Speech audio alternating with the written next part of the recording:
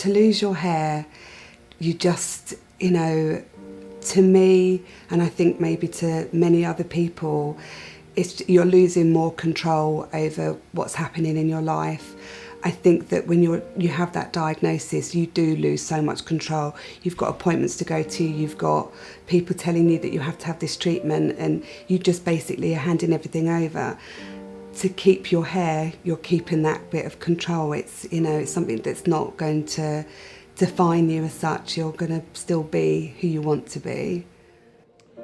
Like a lot of people, the first thing you think of is cancer is, oh my God, my hair's going to fall out, which is a little bit of vanity, a little bit of dignity, and a lot of practicality.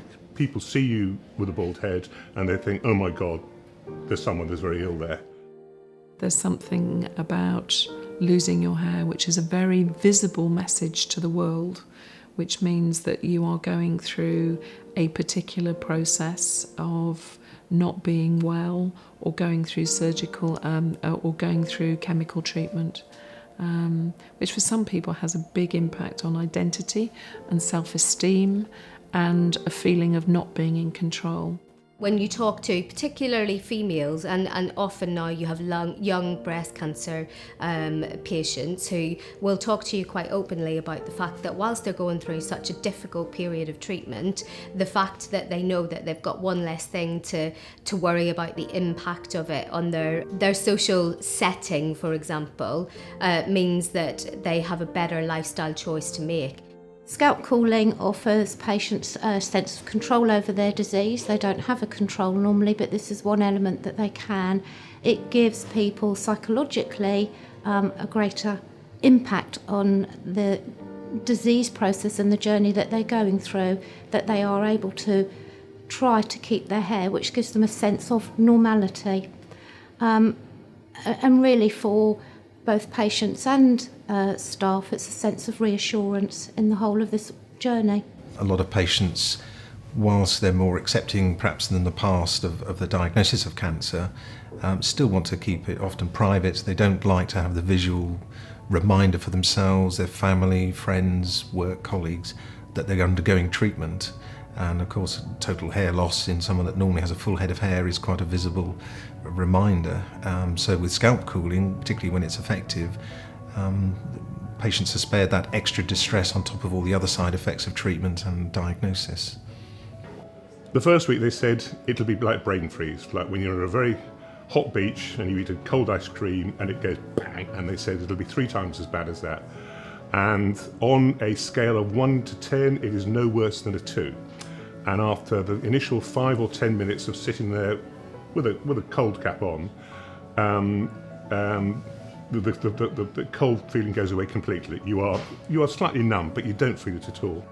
It was such a surprise, obviously, when I got diagnosed. It was a massive shock, and then to know that I've got to go through all these treatments and surgeries and things like that, and then to thinking that you're going to lose your hair, and then someone tells you, actually, you could try this, and you're not going to lose your hair if you wear this. It made a big difference, and to know that there is something out there that can actually prevent people. And I think that's maybe a massive worry for so many people that have the diagnosis.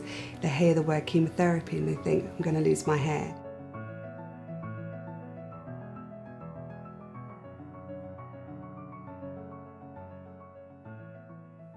Hi, my name's Claire Paxman and I'm the UK Sales and Training Manager. So my dad Glenn developed our Paxman system after my mum lost all of her hair having treatment for chemotherapy in the 90s. And for her personally, it was the worst point of her whole treatment. It was actually the first time that she cried when her hair started to come out. Me personally, it was a very devastating side of it also. I actually cut all of her hair off when I was 14 years old. My mum's hair was just like mine, naturally curly. It was a very big part of her.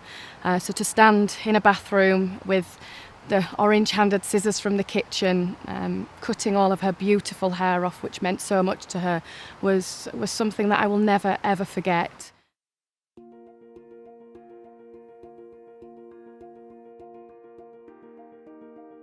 My name is Glenn Paxman. I'm the chairman and founder of Paxman Coolers. I became involved in manufacturing the cooling cap many years ago now, back in 1992. The amount of letters we received just saying what a difference it made to their lives, the fact that they could keep their hair. Because it is the most, outstanding side effect of cancer chemotherapy. It's the most devastating one.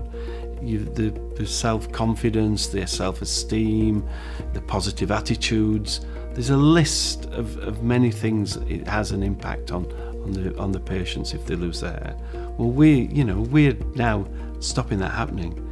We're letting people live a normal life while going through this treatment of chemotherapy, which makes us feel wonderful, and it's part of our drive, part of our passion, part of our branding, embracing life, and that is what we're doing. My name is Richard Paxman, CEO of Paxman Coolers Limited. Paxman was established in 1997, so we have over 15 years of experience in the medical industry. So we are known as the world's leading expert and manufacturer of scalp cooling equipment. So we have over 2,000 systems in the world, 900 of those being in the United Kingdom. Scalp cooling is becoming a standard treatment practice within the UK, with 80% of all private and NHS hospitals adopting the technology.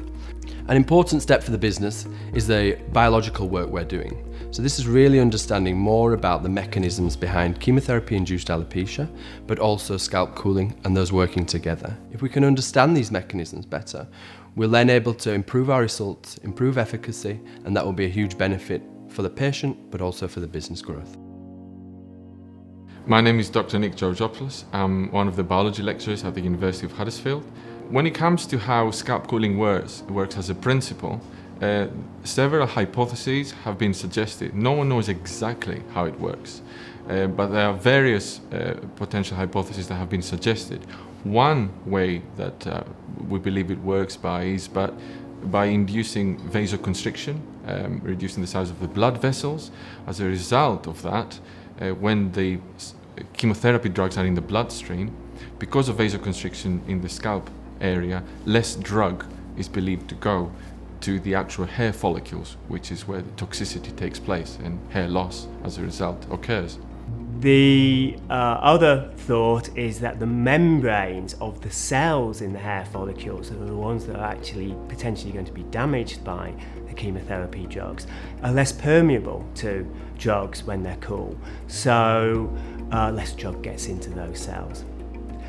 Also, it could be that the cell's metabolism slows down, and particularly the rate that they divide, and that will mean, because most of the chemotherapy drugs target rapidly dividing cells, if you can slow that process down, then they'll be less toxic. So it could be one of these mechanisms, but we believe it could be a combination of these mechanisms. Once they start treatment and they're using scalp cooling, they realise they're not going to get total alopecia, and they grow in confidence in how the treatment's progressing, how the family are dealing with them, and it's just one of their main concerns is removed. So I see this sort of confidence that develops during their treatment when the scalp cooling's working.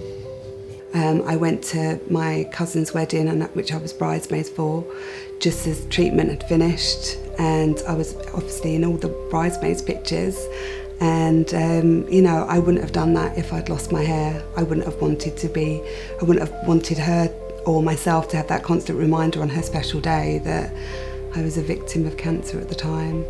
They hear you're suffering from cancer, they expect to see you looking drawn and terrible and bluntly bald, and when they see you with a full head of hair looking fairly robust, they think, my God, you're not suffering at all. So it's great that I can walk into a room with no sense of disability whatsoever. I'm just normal, and that's massive, because I'm undergoing cancer treatment for cancer.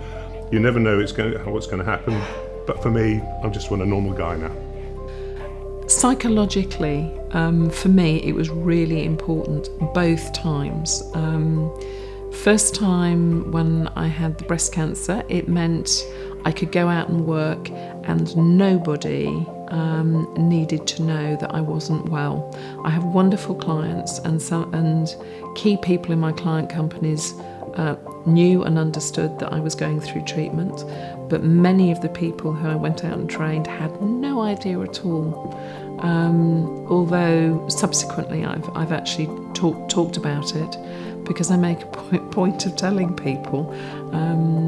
I think cancer and the treatment of cancer, and understanding that in this day and age we're incredibly fortunate in relation to what the medical profession can do, and Paxman scalp coolers, enabling people to continue to live life to the full at a time when you're not feeling your best. Reassuring. Confidence. Innovation. Reassurance. It saved me my dignity. Fantastic, awesome and brilliant, and that spells fab. We believe that all cancer patients who are having to have chemotherapy which causes hair loss should have the choice of trying scalp cooling to help prevent the hair loss. So Sue's legacy will live for a long, long time, and we're going to make it work.